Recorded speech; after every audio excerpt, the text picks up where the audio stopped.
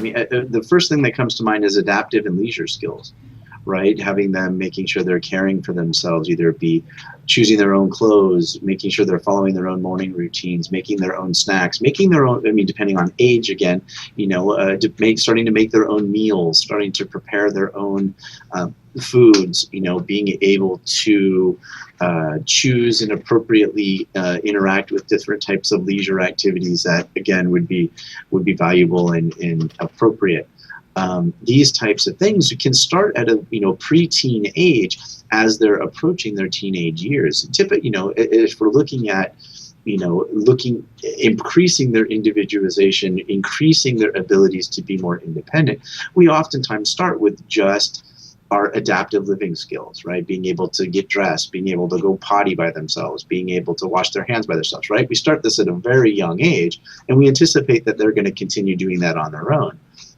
But when we get into like meal preparation and we get into choosing what to wear for school or for outings, getting to prepare for a trip or an activity, that's, I think, where when we get to those preteen ages or in the early teenagers, this is where we need to start having them be able to be more functional, more independent, being able to do these types of things on their own.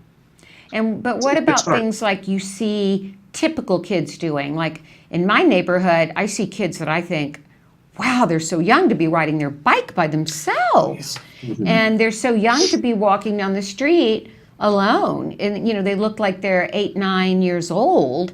And, I wouldn't let Wyatt walk down the street alone to the mailbox or ride his bike down the street. It's so hard to know when you're maybe being overly protective. Mm-hmm.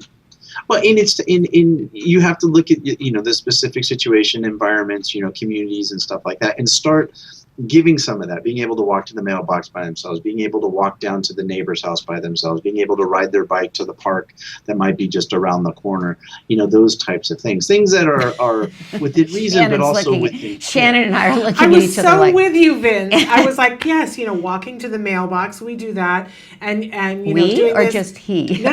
Oh, your mailbox. We allow, but it's it's one house down. Okay. And we get out of the car, and I walk to the house, and he walks to the mailbox. Okay.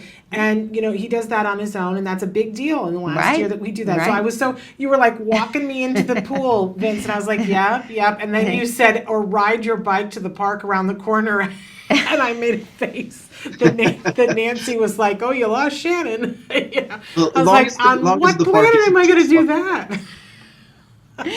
But that's the thing, is looking at your environments and kind of setting up geographic locations that the child knows the directions for. It's not too far. It's back and forth. It's something that they've routinely done before. That would be, a safe way to start letting them have a little bit, have a little bit more wings and be able to fly a little bit further from home. Now, again, that's using logic and reason. We're not going to send them to a park a mile away or have them go to a pool that, is a community pool with, nobody that they're going to know or something like that.